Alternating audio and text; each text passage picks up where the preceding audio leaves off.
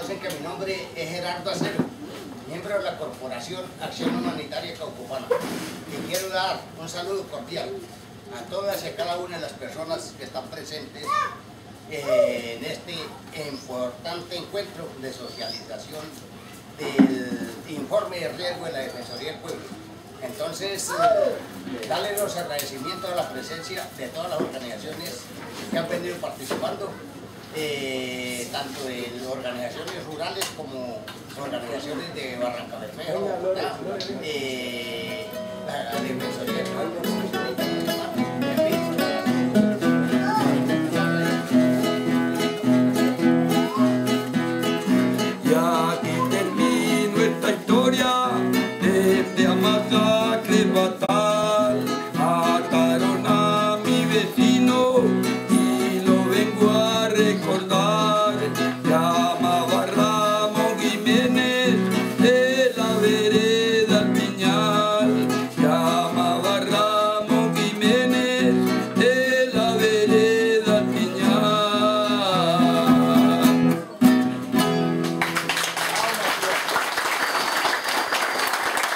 Una de las banderas de lucha siempre ha sido la tenencia de la tierra para las comunidades o para las personas que realmente la necesitan. En Colombia la tenencia de la tierra siempre ha estado en manos de los que más plata tienen, de los grandes ricos, de los ganaderos, de los empresarios. Aquí la gente ha podido adquirir las tierras ha sido mediante el sistema de colonización. Todas estas comunidades han sido sacadas de la parte baja, de donde sus tierras eran productivas, donde sus tierras eran buenas para los cultivos, y expulsados hacia esta parte alta. Aquí donde estamos es una zona de reserva forestal. Esa zona de reserva forestal ha sido aprovechada o cogida por los campesinos para el usufructo. Este es un territorio que no tiene legalidad pública. No tenemos títulos ni escrituras de propiedad. Aquí las comunidades, mediante la Junta de Acciones Comunales, se van adjudicando el predio que necesita un núcleo familiar. Así se ha ido colonizando toda esta zona y tenemos más o menos 150.000 hectáreas en esta zona de reserva forestal copadas con colonos que hoy están haciendo el aprovechamiento de estas tierras. Y hay más o menos 300 a 350.000 hectáreas de tierra en baldíos. Territorio que no ha sido explotado, que no ha sido intervenido por las comunidades, que ningún campesino ha llegado todavía a explotarlo. Y lo estamos conservando mediante las juntas de acciones comunales, la Asociación Campesinas y todas las organizaciones sociales defensoras del medio ambiente y defensoras de derechos humanos. Estamos defendiendo este territorio con el fin de que en el futuro podamos tener tierras que sean benéficas para las comunidades. El informe de riesgo describe un escenario, una situación, una población civil específica ubicada en un territorio específico. Determina cuáles son las causas de la amenaza, que puede ser desde la presencia de actores armados, pasando por el incremento de minas antipersona, combates con la interposición de población civil, utilización de niños, niñas, adolescentes.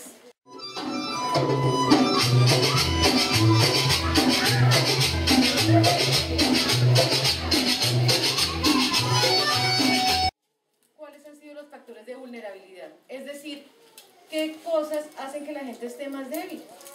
Esté más vulnerable, más expuesta ante el actor armado y ante la guerra. Entonces ahí hemos trabajado temas como pobreza, hemos trabajado temas como precariedad, o sea, ausencia del Estado, pobreza del Estado en su presencia en la región, cuando la única presencia en la región es un militar o un policía, y eso.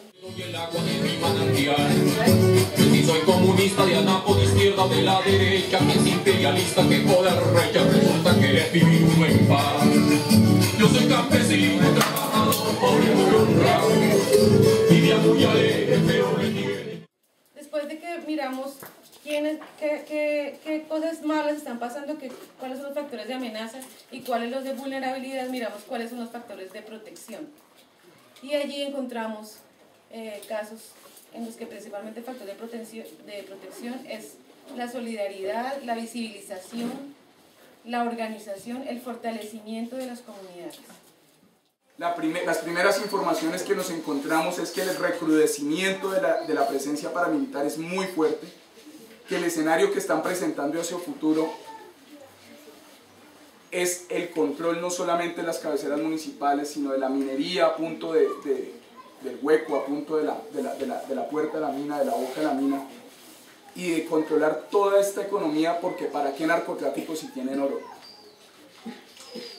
Y ese es el plan que se está viendo y que se materializó el año pasado, en la última semana de junio, con una incursión de tipo paramilitar a la vereda Santa Marta, donde fueron asaltados los negocios, los establecimientos comerciales de la vereda, y también a las personas que trabajan con la minería les fueron hurtados la producción minera artesanal que tenían. Esta situación originó, evidentemente, que se incrementara la necesidad de visibilizar lo que estaba ocurriendo, porque hay que reconocer que la Defensoría del Pueblo en esta ocasión ha jugado un papel muy importante, pero había una sensación de vacío con el informe 08 del 2009 sobre remedios, que no expresaba toda esta realidad, sino que expresaba nada más una realidad del conflicto armado que vive el Nordeste, y que es una realidad que no vamos a tapar el sol con un dedo, y es la presencia de la insurgencia. Solamente se destinó o se visibilizó esa parte del conflicto, y todo el accionar que venía haciendo el Calibío, lo que en su momento fue el Bloque Central Bolívar, lo que en su momento fueron el ejercicio de la policía en las dos cabeceras municipales, no fue visibilizado, y hoy en día se profundiza. Tenemos claro, por ejemplo, que la respuesta del Estado no es una respuesta en virtud y en función de derechos, de la satisfacción de necesidades, lo más mínimo y lo más básico, como el acceso para poder garantizar salud, educación a estas comunidades. Pues ustedes lo viven todos los días, ¿no? Salir a Remedios es un acto de fe, bajar a Cooperativa es un acto de fe de 3 días más. Y la respuesta es la militarización. La presencia de grupos armados y las confrontaciones entre ellos afecta a la población civil. Es el primer elemento del escenario de riesgo para estos 3 municipios. Especialmente miramos la afectación que han sufrido los mototaxistas, los mineros tradicionales, los comerciantes y transportadores, las mujeres. Aquí la violencia basada en género es terrible. Hay listas de mujeres que han tenido relaciones sentimentales o de algún tipo con algún combatiente y ya se convierte también en enemigo, y han sido asesinadas mujeres en una magnitud cada vez mayor en esta zona, pero más en el Bajo Cauca. La segunda es, el segundo elemento del escenario de riesgo en estos 3 municipios es la explotación minera, como lo que se está peleando verdaderamente. Si antes nos decían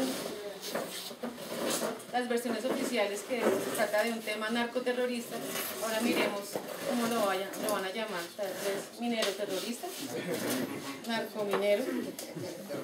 Pero los grupos armados ilegales y los legales están con la custodia y el control de esta producción minera en un municipio que, tal como lo colocamos en el informe de riesgo, estos 3 municipios producen el 35% del oro en Antioquia, y Antioquia produce el 35% del oro en el país. Entonces estamos hablando, no es desconocido para ustedes, de mucha plata. Y a eso no quisieron renunciar los rastrojos, y por eso también aquí persiste la guerra.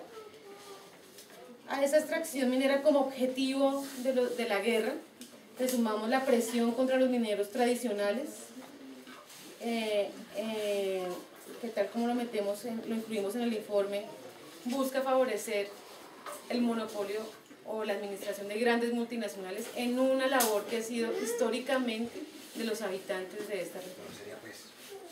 Y en tercer lugar, el tercer elemento son las estigmatizaciones y señalamientos contra las comunidades, contra los líderes, contra las organizaciones y contra los colectivos que de un modo u otro han venido denunciando y resistiéndose a toda esta situación. Es allí donde surge principalmente la mayor afectación social. el tema de la zona de reserva campesina también es un elemento que entra a discutir la seguridad en la inversión del capital, y en esa medida también lo incluimos dentro del informe. ¿Qué condiciones también denunciamos? El tema de la pobreza. Remedios tiene un 47, un 48% de personas que viven con las necesidades básicas insatisfechas. O sea, la mitad de la gente, que es además la estadística oficial, o sea, creo que es mucho más, vive sin educación, sin salud y sin formas de vida propias que les permitan vivir dignamente. En Segovia es el 42% y en Zaragoza el 65%, según cifras oficiales. En segundo lugar, colocamos como otro factor de vulnerabilidad son las tensiones entre la sociedad civil y la institucionalidad. Es decir, la gente no confía en las instituciones y esto no es gratuito. El Grupo de Memoria Histórica de la Comisión Nacional de Reparación y Reconciliación, que es una institución del Estado creada a partir de la desmovilización de las AUC, hizo un muy buen documento sobre lo que ha pasado en Segovia y Remedios, y cómo la guerra no solamente fue un tema de ganancia de territorio, sino de exterminio de liderazgos sociales y movimientos sociales. Entonces, después de esta historia y todavía viviéndola, es importante entender que no se puede decir fácilmente que el ciudadano acuda al Estado si no cree en él. Colocamos en tercer lugar las áreas rurales de difícil acceso, que es el problema del que ya hablamos, y creo que hay que pensar qué debemos proponer en ese caso como una medida de protección y de prevención. Y así identificamos que, a pesar de que en Remedios la estadística de desplazamiento forzado, así como en Zaragoza y en Segovia, supuestamente ha disminuido, es que el miedo, el terror, hizo su papel. Entonces la gente ya ni siquiera está registrándose. La gente espera en la vereda de al lado mientras que pasa la tormenta y luego regresa y no lo denuncia. Sobre todo porque el actor armado se encuentra presente en la zona.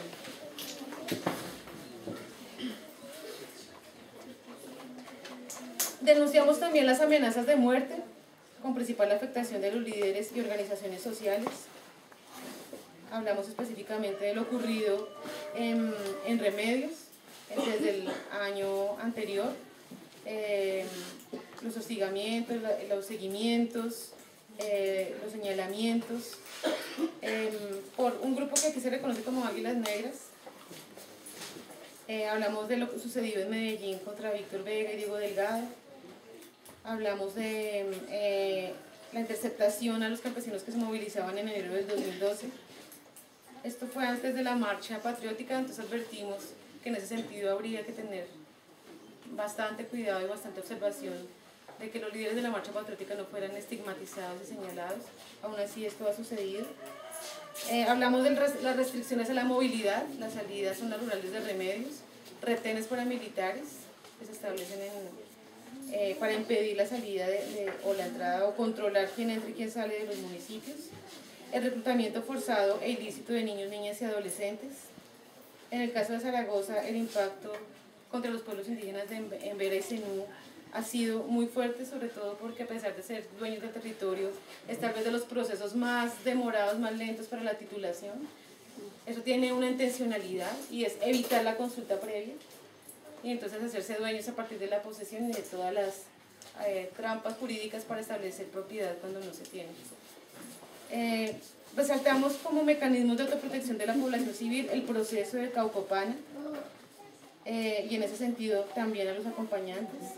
Incluimos en esto, por supuesto, a la Yera Castro, a la Asociación Campesina del Valle del Río Cimitarra, a Credos, a las Brigadas de Paz, a la Asociación Regional de Víctimas del Magdalena Medio y a los líderes de las veredas de la zona de reserva campesina del Valle del Río Cimitarra.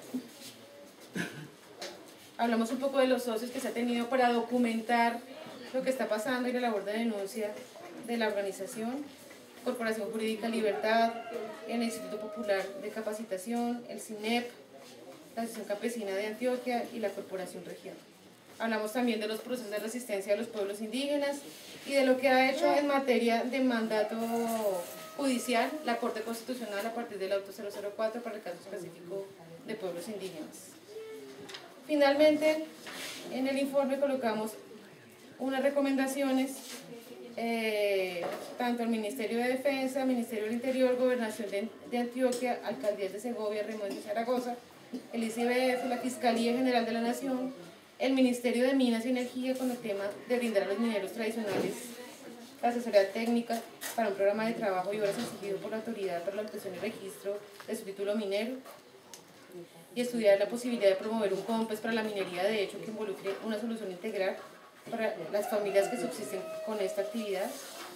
Pedimos a la Unidad Nacional de Protección, además de su mandato legal, que realice una reunión con líderes campesinos de la zona, organizaciones no gubernamentales y organismos internacionales, los acompañantes del proceso de Caucopana, las autoridades civiles de Segovia, las autoridades indígenas, para identificar el riesgo individual de quienes en razón de sus liderazgos y el ejercicio de sus cargos han tenido algún tipo de amenaza y hoy presentan riesgo. Al Ministerio de Agricultura, a la corporación, a Coranto, que también hicimos una recomendación, a la Dirección de Derechos del Ministerio del Interior, en fin, hay 16 recomendaciones a las personerías. Han sido tan violados los derechos humanos en estas comunidades que hemos tenido muchos muertos. Aquí en el 2004 se desató una operación militar que terminó en el 2008 con un saldo de 19 campesinos, miembros de estas comunidades, sacados algunos de sus casas, otros esperados en los caminos y han sido avaliados, fueron avaliados por el ejército y luego presentados como guerrilleros abatidos en combate. También ha habido la violación de los derechos por parte del paramilitarismo en la zona, en contubernio con el ejército o la policía. Han hecho muchas desapariciones, han hecho masacres, han hecho muertes selectivas. Eso es una muestra de que la violación de derechos humanos en la zona es una cosa persistente.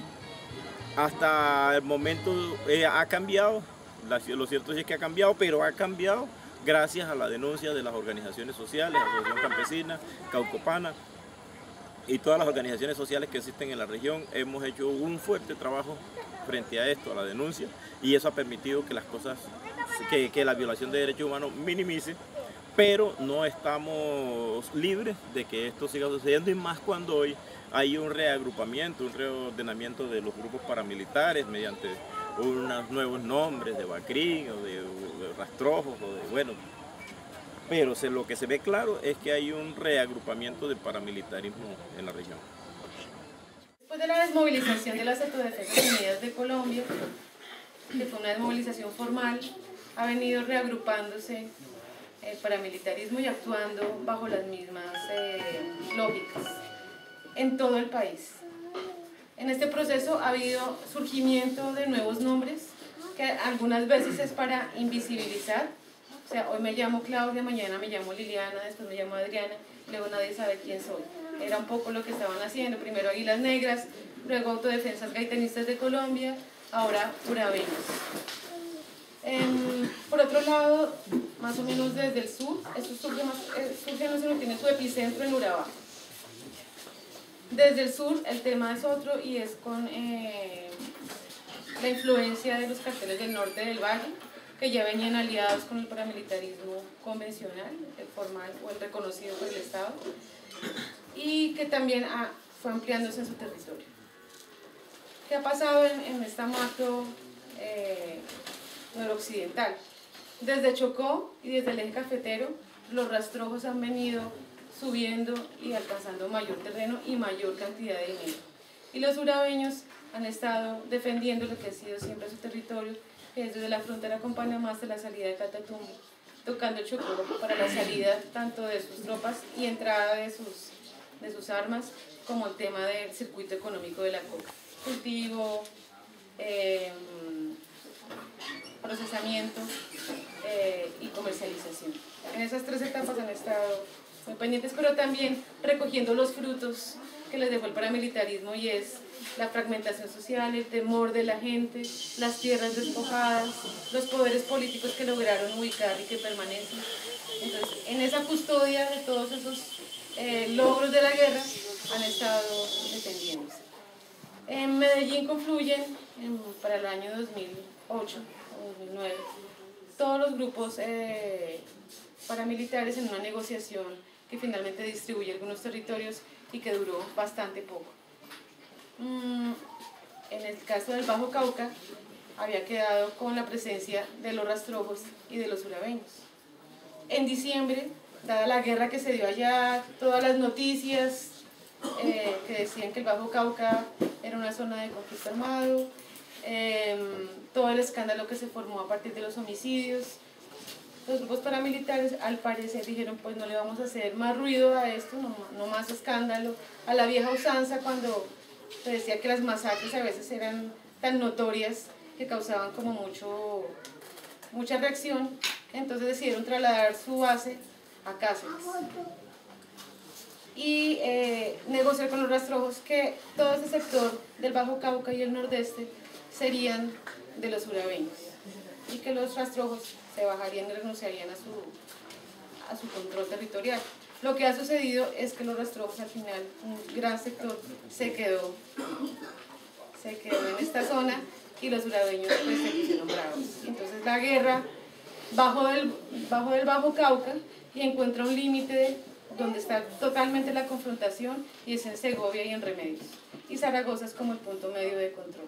Por eso se colocan estos tres municipios en una dinámica parecida, como si no tuviera. Esto no es un informe para que quede papel, esto es un informe para que pueda salir adelante, para que se viabilice acciones institucionales que garanticen los derechos de esta comunidad, pero que también a la vez permitan la autodeterminación de estas comunidades en sus propias lógicas de gobierno, de organización, de desarrollo territorial, de desarrollo, de garantía de autogestión de derechos.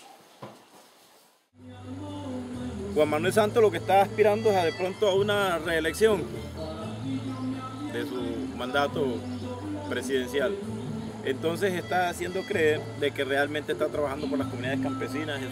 Nosotros como organización campesina, a pesar de que hemos aparentemente recibido algunos beneficios ya, como la reactivación de la zona de reserva campesina que estaba congelada, y Juan Manuel Santos la descongela y reactiva, nos pone a funcionar de nuevo la zona de reserva campesina. La creación de la Asociación Nacional de Zonas de Reserva Campesinas, ANZOR. Pero a medida que se van abriendo esos espacios también se van cerrando otros. Por ejemplo, la muerte a personas que están trabajando por la defensa de las tierras, por la recuperación de las tierras que en otros tiempos fueron quitadas por el paramilitarismo a las comunidades. Todo el que está hoy a pie de la defensa de estos territorios, de la recuperación de esas tierras, están asesinando a los líderes. Entonces no es cierto lo que Juan Manuel Santos está diciendo. Eso es una distracción. Por un lado pone caramelo, pero por otro está dando garrote. Pues yo hace mucho tiempo que estoy oyendo al doctor Santos, que esa es su bandera grande que él le ha presentado al país, es la cuestión de la tierra para el campesino. Pero no se ve, es que no se ve. Habla de restitución de tierra para darle a los campesinos, pero el campesino está muriéndose porque no tiene tierra. Entonces, ¿dónde están esos proyectos que está haciendo? Pues lo que sí vemos es que toca este tema y a él lo reprimen mucho, porque la tierra como que son de los otros, porque la tierra viene a ser que son de los paramilitares y hasta el berriondo, porque eso es lo que dicen, porque las tierras no las dejan entregar al campesino. Entonces, ¿qué vamos a creerle a nosotros al gobierno? ¿Dónde son las partes que han entregado tierra?